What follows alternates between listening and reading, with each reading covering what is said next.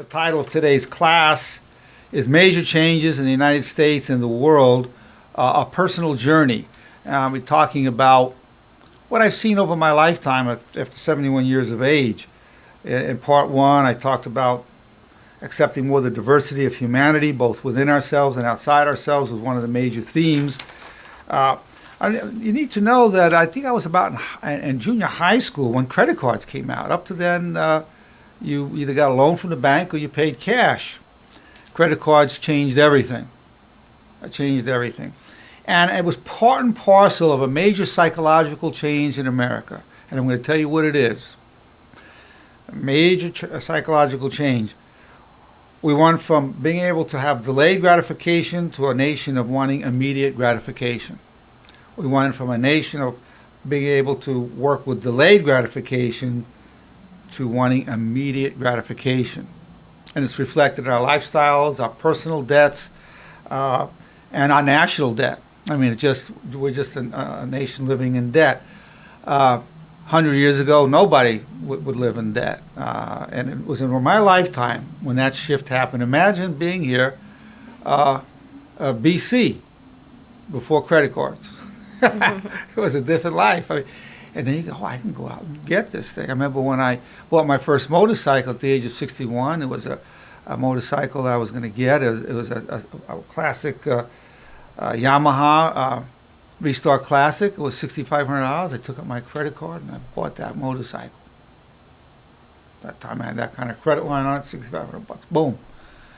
Now if I had to save for it, I mean, it'd been a different story. So we're buying our cars, our homes, vacations, and it's our ability to have delayed gratification has changed. People want it now. They want the big money now. They want the big car now.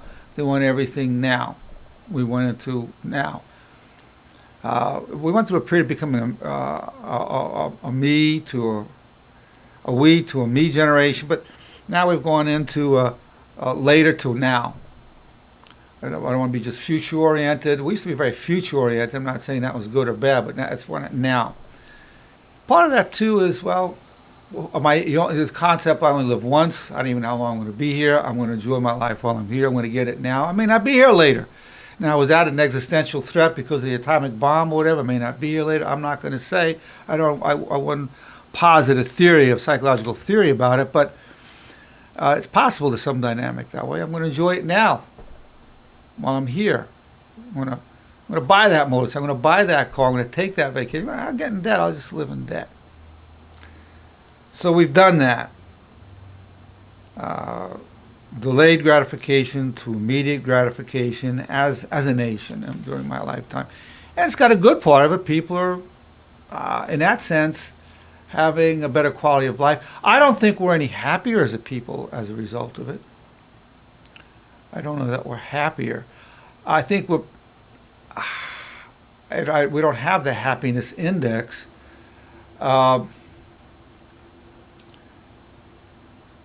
I was growing up, I didn't see too many rich people. I grew up, we were poor, lived in the projects. Everybody knew was poor, so we weren't frustrated. I think there's more dissatisfaction when you have one guy, one side of the road, a multi-billionaire with yachts and planes, and a guy next door, right across the street, not working hard, not being able to pay his kids. So seeing that disparity and being in juxtaposition with one another has presented more of an issue. But I don't know that we're happier, and we certainly have a lot more material opportunities than we did.